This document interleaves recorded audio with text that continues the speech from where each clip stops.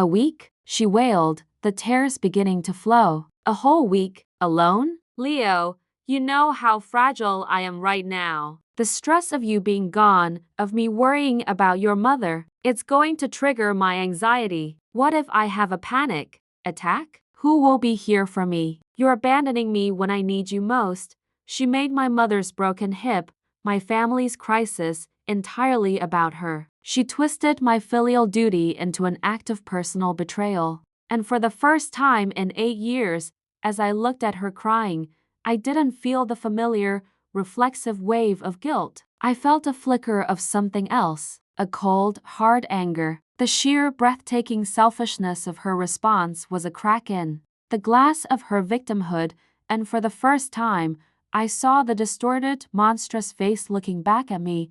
"I'm going, Isabel," I said, my voice quiet but firm. "My mother needs me." I left the next morning, her accusations of my cruelty and abandonment echoing in my ears. The flight was agony, but as the plane descended into my hometown, I felt something I hadn't realized I'd lost, a sense of quiet. The constant buzzing, static of Isabel's emotional needs began to fade, and for the first time in years, I could hear my own thoughts.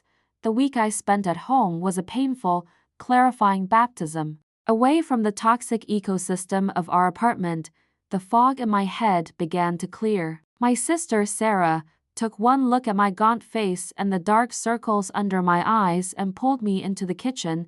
"You look like hell, Leo," she said, her voice blunt with love. "She did a number on you about this, didn't she?" She was just worried, I started, the old habit of defending her dying hard. Sarah cut me off. "No, stop. I'm your sister, and I love you, so I'm going to say it. That woman is a black hole. She has been systematically cutting you off from everyone who loves you for years. Don't you see it? She makes everything about her. Your promotion last year? She was insecure. My wedding? She felt excluded. Dad's heart attack? She was overwhelmed by the stress. When does it end?" Her words were a lifeline. It was the first time someone had validated my own nascent, terrified suspicions. That night, I met up with Mark, my old best friend. We sat in a familiar bar, the silence between us heavy with years of neglect. I apologized for my distance. He just shook his head. "It wasn't you, man," he said, his voice thick with emotion. "It was her. After you stopped returning my calls, I ran into her at a coffee shop. I asked how you were. Do you know what she told me? She told me, with tears in her eyes,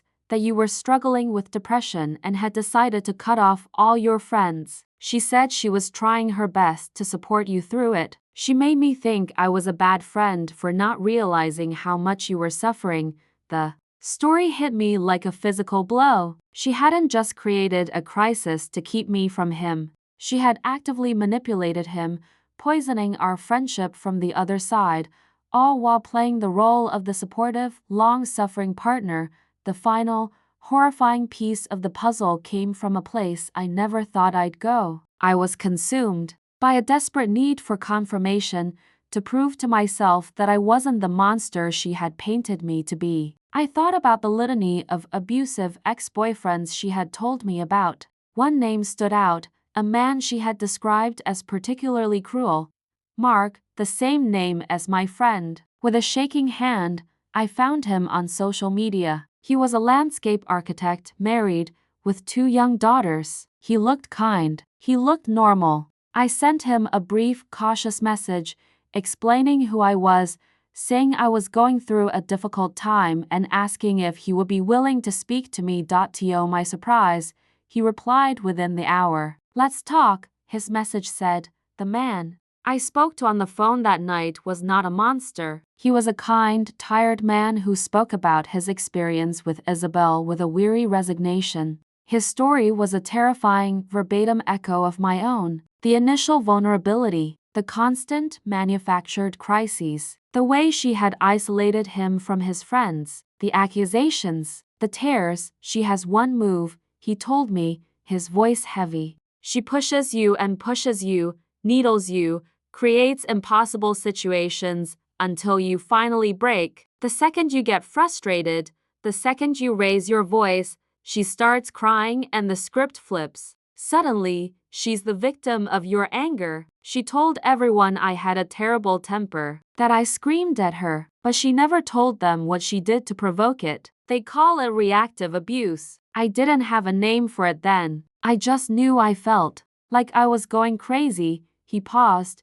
and then delivered the final devastating blow. The day I finally ended it, I told her I couldn't live like that anymore. The next day, she told all our mutual friends that I had been emotionally abusive for years and that she was the brave victim who had finally escaped. It was her masterpiece. She played the victim, but I was the one with the scars. I hung up the phone, the world spinning. The scars, my anxiety, my isolation, my exhaustion, my constant, crushing guilt. They weren't side effects of loving a fragile woman. They were the intended product of her abuse. They were the scars she had meticulously carved into my soul. She was the artist. I was the canvas. I returned home a week later. My mother was recovering well, surrounded by a family that loved her. I was a different man. The fog had not just lifted. It had been burned away by the harsh, clean light of the truth. Isabel was waiting for me. She had set the stage for our reunion. The lights were dim. Sad music was playing. She rushed to the door the moment I walked in, her face a perfect mask of tragic relief.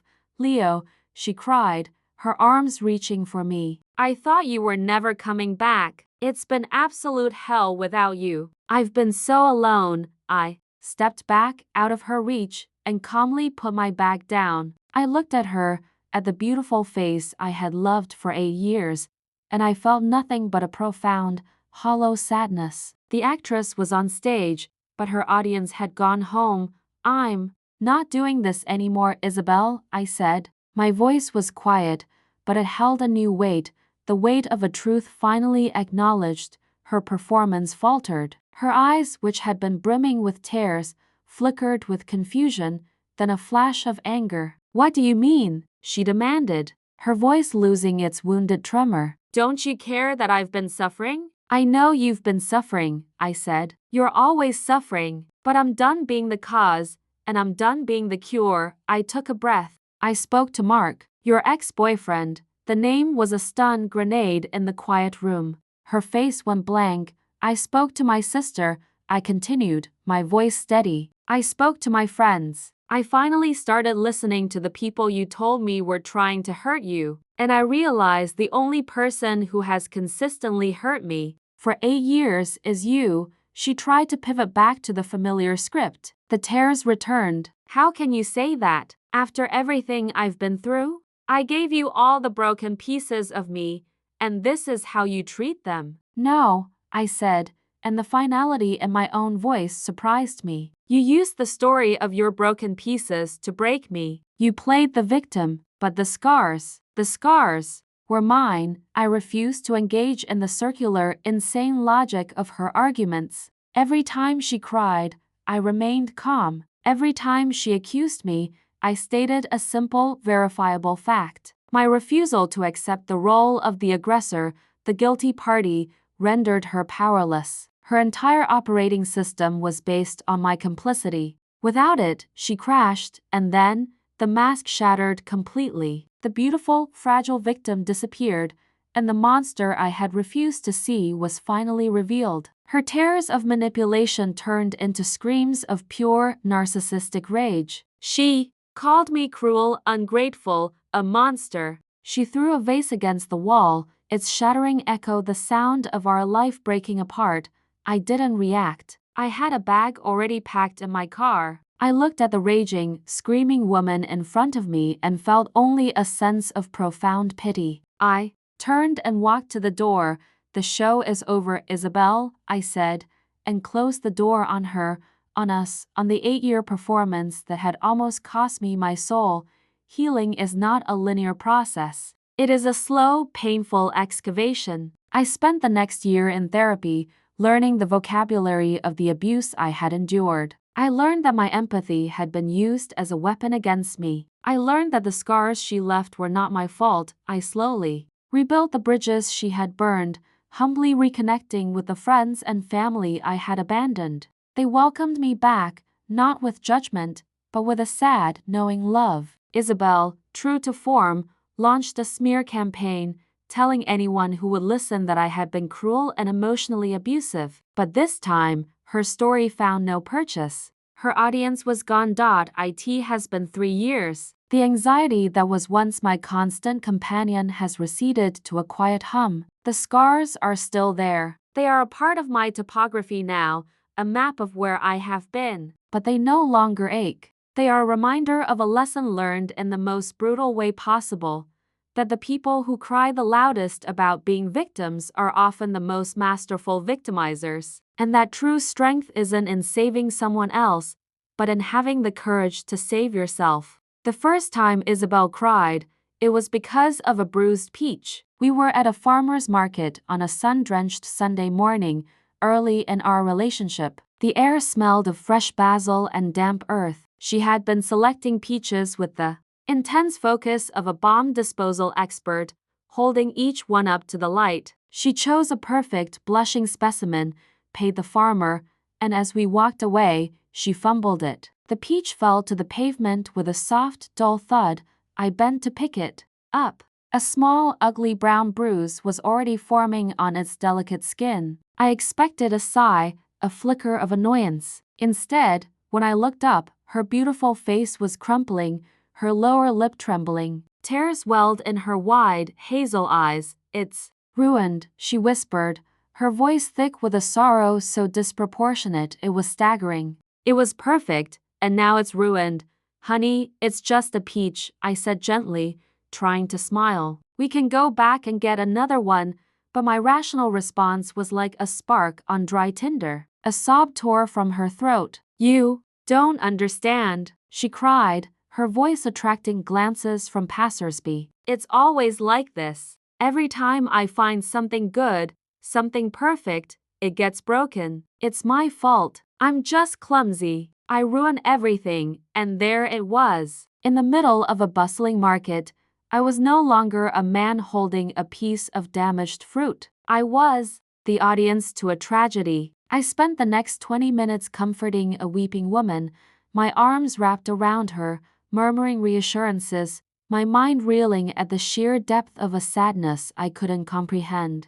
I felt a powerful, protective urge swell in my chest. This beautiful, fragile creature had been so hurt by the world that even a bruised peach could shatter her. I felt, in that moment, like I was the only person who could possibly protect her. Heart. I saw myself as her savior. It was the most dangerous mistake of my life. I was a social worker. My entire professional life was dedicated to helping people navigate trauma, to finding strength in the broken places. I was drawn to Isabel's vulnerability like a moth to a flickering candle. On our first date, she had unfurled the tapestry of her tragic past. A neglectful mother, a series of cruel, unfeeling boyfriends, a world that had consistently failed to see her gentle soul. I, with my empathetic nature and my professional toolkit of therapeutic jargon, felt uniquely qualified to be the exception. I would be the one who didn't drop the peach. For 8 years, I dedicated myself to that mission. Our life together was a carefully managed ecosystem designed to protect Isabel from the harsh elements of the world. I became an expert in her triggers, a meteorologist of her moods. I learned that a canceled dinner plan wasn't a minor inconvenience. It was a confirmation of her deepest fear that she was unwanted. A thoughtless comment from a friend wasn't a slip of the tongue. It was a deliberate, cruel attack on her character. My role was to act as a buffer, a translator, a bodyguard for her emotions. The pattern was always the same. A perceived slight would occur. Isabel would retreat into a state of wounded, tearful silence. I would coax the story out of her. She would recount the incident, her narrative always casting her as the blameless, innocent victim of someone else's malice or insensitivity. My blood would boil on her behalf. I would validate her feelings, rage against her perceived aggressor, and shower her with the love and reassurance she so desperately seemed to need. The crisis would pass. I would feel like a hero. It was a masterful performance, and I was its most devoted spectator. The first time I felt a prickle of doubt was after a conflict she had at her job as a graphic designer. She came home from work one evening in a state of utter devastation, claiming her department head, a woman named Carol, had viciously criticized her work in front of the entire team. Isabel had spent the afternoon crying in the bathroom.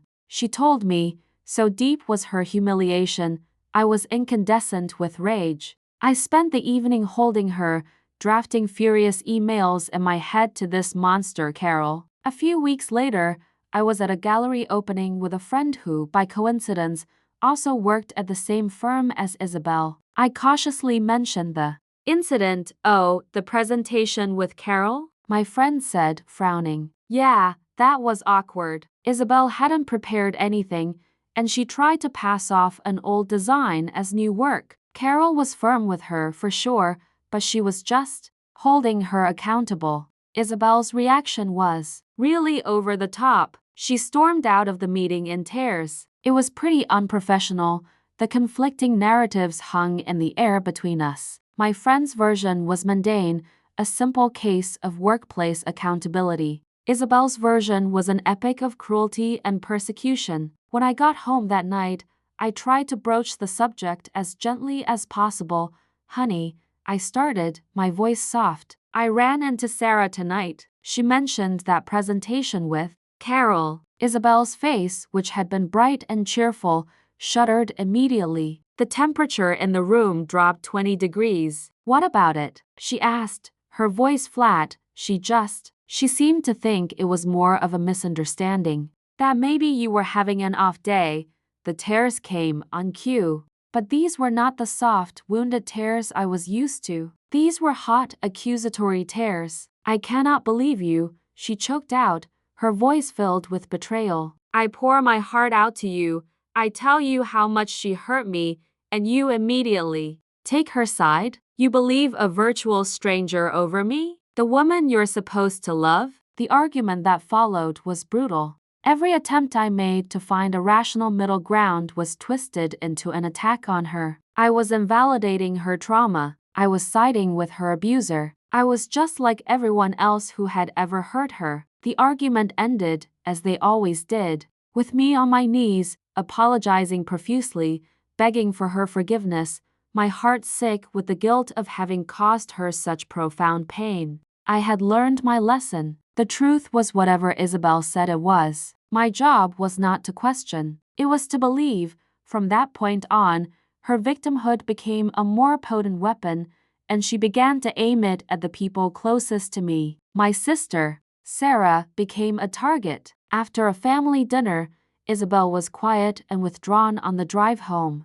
When I asked what was wrong, she claimed Sarah had been cold to her all night, making passive-aggressive comments about our relationship. I had been there. I hadn't seen it, but I had learned to distrust my own perceptions. I found myself becoming defensive with my own sister on Isabel's behalf, creating a rift that grew wider with each passing year. My best friend since college, Mark, was next. He and I had a weekly tradition of grabbing a beer. One week, Isabel had a sudden, debilitating migraine just an hour before I was supposed to leave. The next week, she had a panic attack, claiming she felt an overwhelming sense of dread about being left alone. The week after that, she accused Mark of having a crush on her, claiming he looked at her in a way that made her uncomfortable. It was easier, in the end, to let the tradition die, to let the friendship wither on the vine, than to deal with the inevitable emotional crisis that my seeing him would provoke. I told myself I was making a noble sacrifice to protect Isabel's fragile peace. I didn't see that I was a willing participant in my own isolation.